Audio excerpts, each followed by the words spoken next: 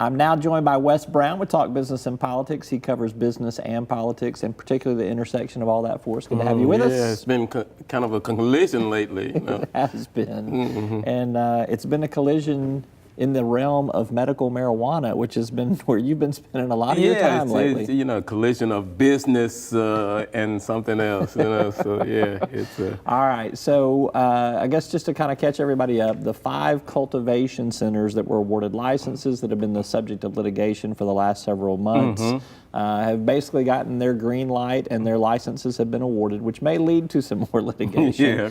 And now we move to the dispensaries. I think 32 dispensaries. Yeah, and up to 40 locations, yeah. How will those dispensaries be chosen, which was at the root of the legal action about the cultivation centers and how they were chosen? We'll figure out exactly how they're going to be chosen in about a week, but what the decision the State Medical Marijuana Commission decided on Thursday night approved a proposal to hire an outside or independent consultant. They have to do a bid, a national bid to find a firm. Apparently there aren't many firms that do this kind of scoring and reviewing and grading medical marijuana dispensaries, which are the retail locations. They're going to put a bid out for that, and then they'll come back and choose. The commission will have the final authority on choosing it, but they want the consultant to do the scoring and reviewing, and then basically hand the final results to them. And part of the reason for that is to get away from the criticism that they received in the cultivation center license review process of that the commissioners were somehow slanted in their views, that there was even allegations by one that there might have been a bribe attempted at that. I want to come back to that in a second. But so I guess all of this is to say, do you expect litigation to be over now? No, at the meeting on Thursday night, they have created a forum where they can entertain, the Arkansas Beverage Control Board will entertain complaints and legal challenges before they go to the court system. So, and that was kind of the argument that the Supreme Court made on July 10th when they handed it back to the commission, that first, let's go through the process of filing these complaints before the commission and allow the Beverage Control Board to handle these complaints, and then if we don't resolve it there, then we can move to the courts. This is how it kind of works in other state agencies. Right, yes, yeah. So, right. It sounds like the ABC may be requesting some more money in this next legislative session. I think they're going to do. They're going to need more money and more staff. All right, so this was, there was some colorful commentary in the meeting on Thursday. I'm going to read a quote here. Let's say, this is from Carlos Roman, who's one of the 5 commissioners on the Medical Marijuana Commission, complaining about the fact that their integrity was questioned in terms of the selection process.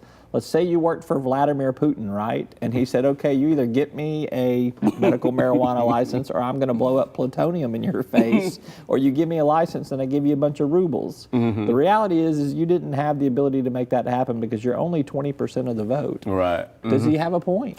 Well, the point is that these commissions, one, they're part-time. In the scoring system of these medical marijuana applications, they didn't get to talk to each other, and they had some other parts of the scoring system where there were bonus points, and it's a 500 point scoring system, and their basic attitude is that we didn't really influence. We had these over 90 applications. We looked at them, we studied them, and we gave grades to them, and our one vote didn't affect the whole outcome. That's that kind of. So he does have a point. Yeah, he does. Yeah. All right. So last question for you. When is medical marijuana going to be available to Arkansans? Well, I'll tell you what one commissioner, Travis Story, said. He said basically, even if you get this proposal to hire a consultant, it has to be approved by the legislatures, which is going to take place in the next few weeks. We'll see. And there are some lawmakers that don't like this idea. They want to keep it in the hand of the commission. Let's say you get their approval.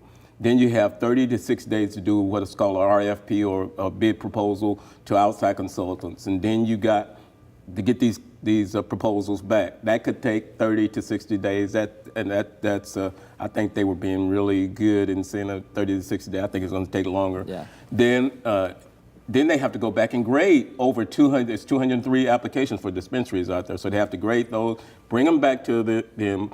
And by Story said at best, it's going to take, best case scenario, it'll be in November, December before this is done. Then, if you have 6 months to, let's say it takes 6 months to build a cultivation center, then it takes 6 months to grow marijuana. Yeah. That's another year. That's all of 2019. So at earliest, best case scenario, 2020. And this was passed by voters in 2016. 2016, and people are getting frustrated, and it's going to be interesting to see if there can be any, like you said, even if you speed it up, best case scenario is 2020 before we see it. All right, he's Wes Brown with Talk Business and Politics. Good stuff. You can catch his stuff at talkbusiness.net each and every day. Thank you for being here. All right, thanks, man.